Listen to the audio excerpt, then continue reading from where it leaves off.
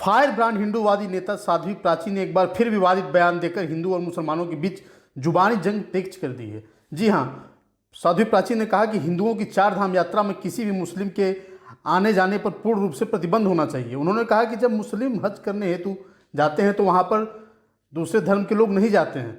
ऐसे में ईसाई धर्म के धार्मिक स्थलों पर भी गैर ईसाई प्रवेश नहीं करते हैं, परंतु हिंदुओं की चार धाम यात्रा में गैर हिंदू का प्रवेश अक्सर होता है, जिससे आतंकवादी घटनाएं होती हैं। इसलिए अन्य धर्मों की तरह हिंदू धर्म को भी सख्ती बरतनी चाहिए और उनके किसी प्रकार की धार्मिक यात्राओं पर गैर मुस्लिमों का सख्त प्रतिबंध होना चाहिए कि उनका प्रवेश न हो। साध्वी ने दिल्ली की जहांगीरपुरी हिंसा पर भी बयान दिया। मुस्लिमों पर टिप्पणी करते हुए उन्होंने कहा कि आज हिंदुओं के अपने त्यौहार मनाने के लिए चिंतन करना पड़ता है, सोचना पड़ता है, जबकि आधी आबादी से ज़्यादा संख्या हिंदुओं की है। उन्होंने यह भी कहा कि मुसलमानों की आबादी अभी मात्र 20% है, परंतु मुस्लिम हिंदुओं की धार्मिक यात्राओं पर पत्थरबाजी करते हैं, गोलियां भी चला देते हैं। अगर ये 50% हो जाए तो हिंदुओं को धार्मिक आयोजन करना मुश्किल हो जाएगा, जो अत्यंत चिंता का विषय है। साध्वी प्राची ने उत्तराखंड के साथ पुष्कर सिंह धामी को धन्यवाद देते हुए कहा कि उत्तराखंड के मुख्यमंत्री पुष्कर सिंह धामी ने बहुत अच्छा काम किया है। गौरतलब है कि हाल ही में उत्तराखंड के मुख्यमंत्री पुष्कर सिंह धामी ने कहा कि चार धाम यात्रा में आने वाले लोगों को पहले सत्यापन कराया जाएगा, जिससे उनकी पहचान हो सके।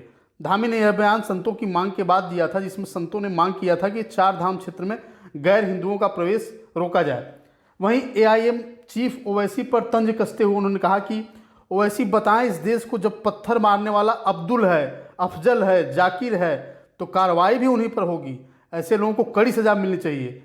गौरतलब है कि साध्वी प्राची पूर्व में भी अपने कई विवादित बयानों को लेकर चर्चा में रही हैं, जिसमें मस्जिद तोड़कर मंदिर बनाने, इस्लामिक आतंकवाद को खत्म करने के लिए कुरान पर पाबंदी लगाने, सिर्फ 2 बच्चों का जनसंख्या कानून बनाने जैसे बयान शामिल हैं। प्रस्तुत है एक रिपोर्ट। मैंने इसीलिए मांग की है, हज करने के लिए जाते हैं तो वहाँ पर गैर मुस्लिम प्रवेश नहीं कर सकता। वेटिकन में जाते हैं तो गैर ईसाई वहाँ पर प्रवेश नहीं कर सकता। तो संत समाज भी मांग कर रहा है कि चार धाम की यात्रा पर गैर हिंदू का प्रवेश वर्जित होना चाहिए। और मैं विशेषकर उत्तराखंड के CM साहब को धन्यवाद देना चाहती हूँ कि हमारी इस मांग की उन्होंने कदर की है और इस मांग को स्वीकार किया है। मैं विशेष धन्यवाद करती हूँ धामी जी का। धार्मिक यात्राओं पर रामनवमी हो, बालाजी जयंती, उस पर लगातार हमले हो रहे हैं, उसके लोग क्या कहेंगे? क्या लगता है आपको? देखिए, हिंदुओं के कोई भी त्योहार हो और ये हिंदुओं के लिए मैं समझती हूँ चिंतन करने का विषय है। हिंदुओं को चिंतन करना चाहिए कि कोई भी त्योहार हो उस पर जो यात्राएं निकालते हैं हम, भव्य यात्राएं, अभी तो केवल वो 20% है। तो पत्थरबाजी करते हैं, जब वो 50% हो जाएंगे तो हिंदुओं की शव यात्रा भी निकलनी दूभर हो जाएगी। इसलिए ये एक चिंता का विषय होना चाहिए हिंदू समाज के लिए। जहांगीरपुरी घटना में कुछ चेहरे सामने आए हैं। कुछ चेहरे नहीं, एक समुदाय के लोग ही, विशेषकर जहाँ पर हिंदुओं की यात्राएं निकलती है उस पर पत्थर भी फेंकते हैं, उस पर गोलियां भी वो चलाते हैं। और कुछ लोग एक हैदराबाद से आवाज उठी है एक नेता की, वो कह रहा है कि एक ही संप्रदाय के लोगों पर शिकंजा कसा जा रहा है। ओवैसी बताए इस देश को, जब पत्थर मारने वाला अब्दुल है, अफजल है, जाकिर है या कासिम है, तो कार्रवाई तो उन्हीं पर होगी ना। फिर क्या सजा होनी चाहिए ऐसे लोगों के लिए? उन पर कड़ी से कड़ी सजा, फांसी की सजा होनी चाहिए।